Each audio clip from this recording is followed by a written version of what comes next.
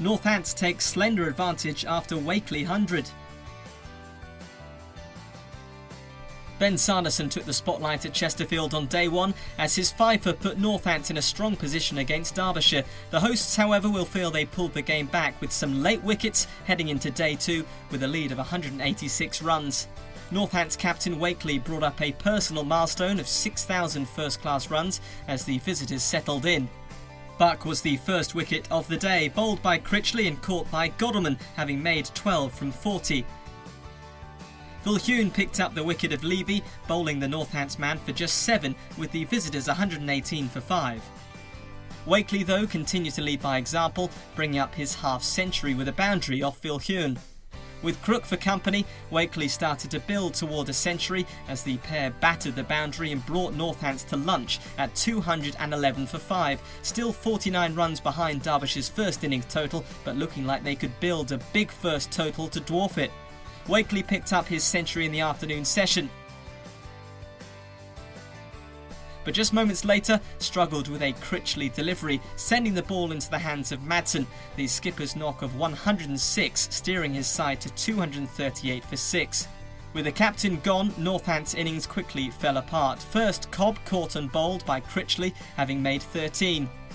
Followed 3 overs later by Crook's adjudged LBW and the visitors at 280 for 8. The next delivery was the first of Critchley's over and saw him remove Prasanna, courtesy of a Hughes catch. 3 overs later and the Northants' first innings was over. Hutton bowled by Palladino with the visitors 289 all out. Derbyshire had time to bat before tea, but lost skipper Godalming before the break as Sanderson's delivery feathered off the bat to Vasconcelos behind the stumps. Tea arrived with the hosts at 46 for 1 and a lead of 17 runs. Slater and Madsen, the men at the crease, building for Northants after their early loss. Slater and Madsen took turns finding the boundary as Derbyshire saw their total creep past 100. Slater passed 50 in the final session, and with Madsen creeping towards the same milestone, Northants were looking desperate for a wicket to stem the flow of runs. Having reached his milestone, Slater may have lost focus as his effort to deal with a Prasanna ball found Duckett, Derbyshire 123 for 2 and slowly building a lead over the visitors.